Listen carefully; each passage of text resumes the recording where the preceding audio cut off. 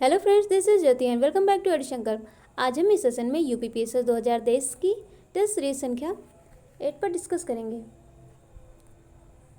First question है, वह radio समस्थानिक जिसे परिवहन तंत्र में खून के थक्के का पता लगाने हेतु प्रयोग में लाया जाता है। Answer sodium 24।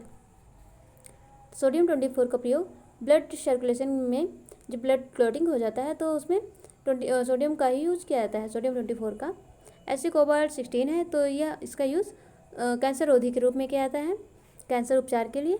और I-131 यानी कि आयोडीन 131 का यूज़ थायराइड ग्रंथि से संबंधित रोग और इसके साथ साथ ब्रेन ट्यूमर से संबंधित रोगों के इलाज में किया जाता है। आर्सेनिक 74 का यूज़ त्वचा संबंधी रोगों के इलाज में किया जाता है। नेक्स्ट क्वेश्चन है, कोयले की खानों में विस्फोट के लिए यह समझा जाता है कि इसके लिए मुख्यतः उत्तरदायी गैस है। जो कोयले की खानों में विस्फोट हो जाते हैं तो उसके लिए कौन सी गैस उत्तरदायी है, रिस्पॉन्सिबल है? D option methane, methane gas. तो मीथेन गैस को मार्स गैस भी कहते हैं क्योंकि यह दलदली और खानों वाली क्षेत्रों में पाई जाती है, तो इसे मार्स गैस बोल दिया जाता है।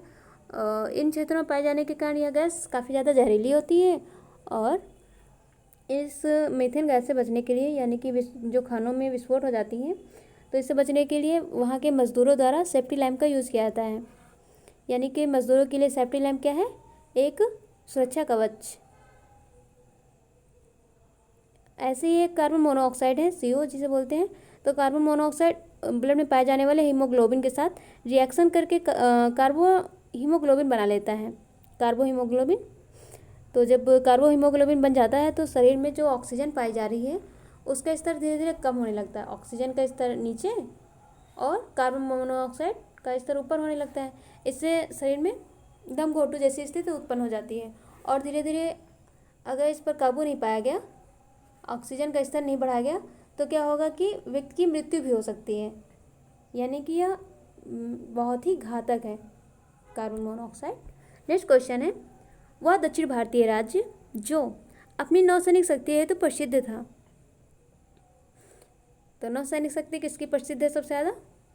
चोल की, बी ऑप्शन चोल। चोल साम्राज्य अपने नौसैनिक शक्ति के लिए बहुत प्रसिद्ध थे। इतने प्रसिद्ध थे कि जो बंगाल की खाड़ी है उसको इन्होंने चोलों की झील बना डाली, सोचो। और एक नरेश थे चोल साम्राज्य से, राजेंद्र प्रथम, इन्होंने श्रीलंका को भी नौसैनिक शक्ति के दम पर जीत भी लिया। अब बताओ।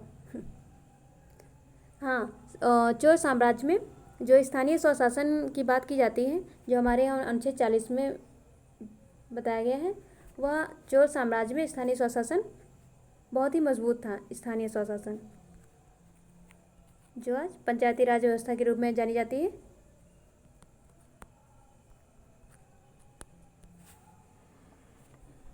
नेक्स्ट क्वेश्चन है, औरंगजेब ने दक्षिण में जिन 2 राज्यों को विजय किया था वह राज्य कौन से हैं?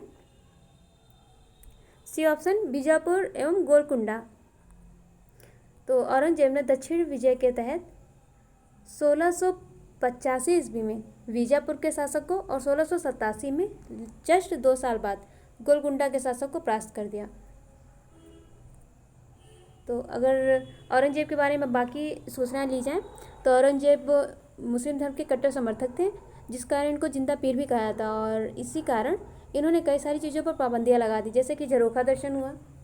झरोखा दर्शन, तुलादान किया जाता है जब किसी शासक की जन्म दिवस होता था, शासक का जन्म दिवस होता था, यानी कि वो उनका बर्थडे होता था, तो उसमें वो बहुत सारा दान कर देते थे, धन दौलत वगैरह, तो उसे ही तुलादान बोला जाता है। तो इन्होंने तुलादान पर भी पाबंदी लगा दी।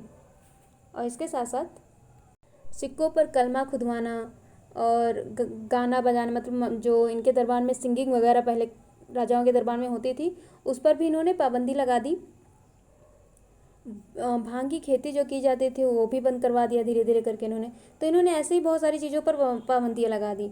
और इनके समय में जो सिख धर्मगुरु थे, नवे धर्मगुरु, तो यानी जो गुरु तेग बहादुर जी थे, उनकी हत्या करवा दी गई, तेग बहादुर की। और जो एक पुरंदर की संधि होती है 1665 ईस्वी में, 1665 ईस्वी में पुरंदर की संधि। तो किसके किसके बीच होती है? शिवाजी और जयसिंह के बीच में। तो जयसिंह किसके तरफ थे? औरंगजेब की तरफ से। तो औरंगजेब की तरफ से जयसिंह थे और शिवाजी, तो इन दोनों के बीच में पुरंदर की संधि होती है। और शिवाजी को जब कैद किया गया था औरंगजेब के द्वारा, तो इन्हें आगरा के किले में रखा गया था, आगरा के किले में। औरंगजेब के द्वारा शिवाजी को पहाड़ी चूहा भी बोला गया है, पहाड़ी चूहा।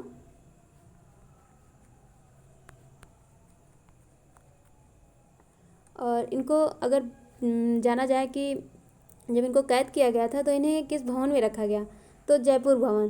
तो जय सिंह के नाम से जो जयपुर बना था, तो उसी भवन में रखा गया। जय सिंह से इन्होंने संधि की और जयपुर में इनको रख दिया गया। जय से जय जय। नेक्स्ट क्वेश्चन है, हंटर कमीशन की रिपोर्ट में विकास पर विशेष जोर दिया गया था, तो किस चीज़ से संबंधित है? बालिकाओं की शिक्षा से है या उच्च शिक्षा से, प्राथमिक शिक्षा से, तकनीकी शिक्षा से? कौन सी शिक्षा से संबंधित है? सी ऑप्शन, प्राथमिक शिक्षा। तो हंटर कमीशन कब बना था? 1882 ईस्वी में। उस समय किस वायसराय का समय था? Lord Ripon. तो लॉर्ड रिपन के समय में ही सर विलियम हंटर ने हंटर कमीशन का गठन किया। इनके नेतृत्व में हंटर कमीशन गठित किया गया, सर विलियम हंटर के नेतृत्व में। तो जो 1854 ईस्वी में वो डिस्पैच आया था, तो उसके बाद शिक्षा के क्षेत्र में कितना विकास हुआ है उन सब चीज़ों पर एक स्टडी की गई। इसके बाद फिर हंटर शिक्षा आयोग का गठन कर दिया गया। तो इस आयोग ने कुछ सिफारिशें भी दी थी प्राथमिक या फिर उच्च शिक्षा से संबंधित। क्या क्या बताया कि जो शिक्षा व्यवस्था हो वो स्थानीय भाषाओं में भी दिया जाए। जो आज त्रिभाषा फार्मूला चल रहा है, नई शिक्षा नीति 2020 जो आई थी, त्रिभाषा फार्मूला पर बेसिस है ये। तो इसके बारे में, यानी तीसरी भाषा कौन सी है? स्थानीय भाषा। एक अंग्रेजी है, दूसरी हिंदी और तीसरी स्थानीय भाषा, त्रिभाषा में। तो स्थानीय भाषा के बारे में 1882 ईस्वी में ही बता दिया गया था कि ये कितनी इम्पोर्टेंट है। और इस पर स्थानीय भाषा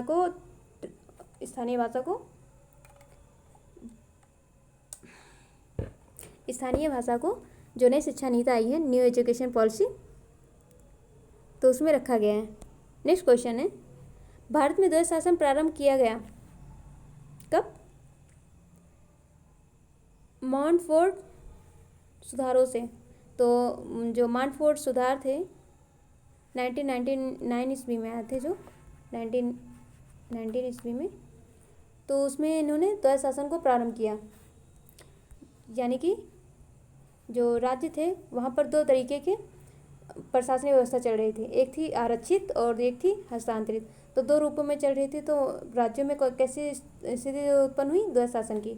तो जब 1935 ईस्वी का एक्ट आया, अधिनियम, तो उसमें राज्यों से द्वैध शासन को समाप्त कर दिया गया और संघ में द्वैध शासन को लगा दिया गया। तो पूछा जाता है कि किस एक्ट के द्वारा राज्यों से द्वैध शासन को समाप्त किया गया? तो 1935 का एक्ट। और किस एक्ट के माध्यम से द्वैध शासन को संघ में स्टार्ट किया गया? तो कौन सा हो जाएगा? 1935 का। ऐसे ही किस एक्ट के द्वारा राज्यों में द्वैध शासन को स्टार्ट किया गया? 1919 का एक्ट, है ना। नेक्स्ट क्वेश्चन है, भारतीय राष्ट्रपति के रिक्त पद को भर दिया जाना चाहिए। राष्ट्रपति तो 6 माह के भीतर। तो अनुच्छेद 62 में बोला गया है। अगर देखा जाए कि इनका राष्ट्रपति से संबंधित कहाँ से कहाँ तक अनुच्छेद है, अनुच्छेद 52 से लेकर के 62 तक। और 62 में इनके बारे में बताया गया है कि जब राष्ट्रपति का पद किसी कारणवश रिक्त हो जाए, कारण कौन कौन से हो सकते हैं? एक तो इनकी मृत्यु हो जाए, या फिर ये अपना त्यागपत्र दे दे, कोई कारण बन जाए और ये अपना त्यागपत्र दे दे, और या तो फिर इनके ऊपर महाभियोग लग जाए। अगर पूछा जाए महाभियोग किस कारण से इनके ऊपर लग सकता है, तो संविधान की जब इनके द्वारा अवहेलना की जाए किसी तरीके से, तब इनके ऊपर महाभियोग लगाया जा सकता है। तो इस कारण से इनके पद को 6 माह के भीतर भरा जाना चाहिए अगर कोई कारणवश पद रिक्त हो जाता है। ऐसे ही अनुच्छेद 52 किससे संबंधित है? अनुच्छेद 52 तो भारत का एक राष्ट्रपति हो, यह कहाँ बात कही गई? अनुच्छेद 52 में। 53 में कहा गया कि राष्ट्रपति की कार्यपालिका शक्ति राष्ट्रपति में निहित होनी चाहिए, 53 में बोल दिया गया। 54 में राष्ट्रपति का निर्वाचन हो, ये बता दिया गया। 55 में राष्ट्रपति का निर्वाचन की रीति, और 56 में राष्ट्रपति की पदावधि कितने वर्ष है? 5 वर्ष। 57 में पुनर्निर्वाचन की पात्रता। पुनर्निर्वाचन कैसे? अमेरिका में कोई भी जब व्यक्ति राष्ट्रपति बनता है तो वह सिर्फ अपने जीवन काल में सिर्फ 2 बार ही राष्ट्रपति बन सकता है। लेकिन भारत में ऐसा नहीं है। भारत में मतलब कि कितनी भी बार बन सकते हो, बस क्वालिटी होनी चाहिए बनने की। ऐसे ही अनुच्छेद 58 है, तो राष्ट्रपति निर्वाचित होने के लिए जो अर्हताएं दी गई हैं उसके बारे में बताया गया है। नेक्स्ट अनुच्छेद 60, तो अनुच्छेद 60 में शपथ दी गई है, शपथ, और 61 में महाभियोग। नेक्स्ट क्वेश्चन है, एक ऐसा क्षेत्र जो प्राकृतिक आपदाओं से प्रभावित है जिसे रिंग ऑफ फायर भी बोलते हैं, का संबंध किससे है? तो रिंग ऑफ फायर पहले देख लेते हैं, रिंग ऑफ फायर होता क्या है। तो ये आपके सामने रिंग ऑफ फायर है, ring ring ring ring ring of fire. तो ये जो बीच का क्षेत्र है मतलब ओशन, तो इसे पैसिफिक ओशन यानी कि प्रशांत महासागर बोलते हैं। और प्रशांत महासागर के आसपास के क्षेत्र में जो ये आपके सामने रेड रेड बना हुआ है थोड़ा सा, तो इस क्षेत्र में ये दक्षिण अमेरिका, उत्तरी अमेरिका और एशिया के अंतर्गत जो द्वीपीय कंट्रीज आती हैं इनमें, तो यहाँ पर भूकंप और ज्वालामुखी अक्सर आया करते हैं। जापान तो इसके लिए काफ़ी ज़्यादा प्रभावित है, यहाँ पर तो बहुत ही ज़्यादा आते हैं। तो ये किसके कारण है? रिंग ऑफ फायर के कारण यहाँ पर भूकंप और ज्वालामुखी अक्सर आया करते हैं। तो देख लेते हैं आंसर क्या होगा। तो भूकंप ए ऑप्शन सही है, ज्वालामुखी ये भी सही है, प्रशांत महासागर में आते हैं दोनों, ये भी सही है।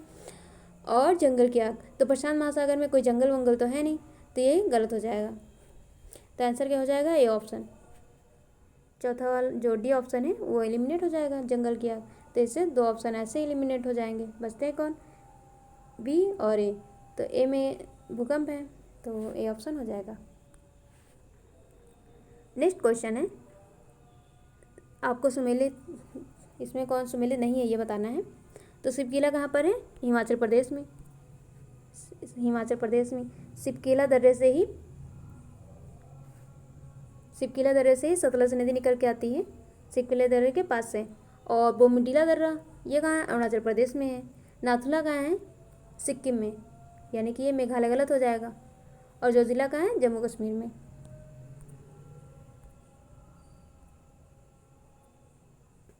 नेक्स्ट क्वेश्चन है, लाल सागर का उदाहरण है, जो रेड सी है वो किस चीज़ का उदाहरण है? ज्वालामुखी घाटी का है, पर्थित घाटी का है, अच्छे द्रोणी का है, यू आकार की घाटी का, किस चीज़ का है? तो सही आंसर है अच्छे द्रोणी का। अच्छे द्रोणी ऐसे लाल सागर है इस क्षेत्र में, यहाँ पर क्या कहते हैं, ये है अरब प्रायद्वीप इस साइड में पड़ता है रेड सी के, और यहाँ पर है अफ्रीका कॉन्टिनेंट, तो उसी के बीच में है लाल सागर। तो लाल सागर जो है एक अक्षीय द्रोणी का है उदाहरण, अक्षीय द्रोणी का। और अगर पूछा जाए कि यू आकार की घाटी किससे संबंधित है, तो ग्लेशियर से। ग्लेशियर से और क्या क्या संबंधित है? लटकती घाटी। यू आकार की घाटी कैसे बनती है? ये यू आकार की घाटी हो जाएगी। और लटकती हुई घाटी, तो इसी यू आकार की घाटी में ही लटकती हुई घाटी बनती है। तो मान लीजिए कोई एक घाटी आती है और यू आकार की घाटी के ऊपर से ही एक घाटी बन जाती है, तो उसे बोल देते हैं यू आकार की घाटी, लटकती हुई घाटी। ऐसा लगेगा, प्रतीत होगा कि ये घाटी जो है, ये वाली ऊपर से जो आई है घाटी, ये इस घाटी में लटक रही है। ऐसे ही नुनाटक है, तो नुनाटक भी छोटे छोटे होते हैं ऐसे से, और जब बारिश होती है यानी कि जब हिमपात होता है तो ये नुनाटक बन जाते हैं छोटे छोटे। भेड़शिला क्या है? ऐसे होता है। तो जब कोई ग्लेशियर एक तरफ से चढ़ना स्टार्ट करता है और दूसरी तरफ जब उतरने लगता है तो बहुत स्पीड से उतरता है, तो जब इसकी आकृति बनेगी तो ऐसा लगेगा कि कोई भेड़ बैठी हुई है, तो ये क्या हो जाता है? भेड़शिला, हिमोर। नेक्स्ट, तो फ्रेंड्स ये रही आज की टेस्ट सीरीज। वीडियो पसंद आए तो वीडियो को लाइक, शेयर और सब्सक्राइब जरूर करें। मिलते हैं नेक्स्ट वीडियो में, तब तक के लिए जय हिंद।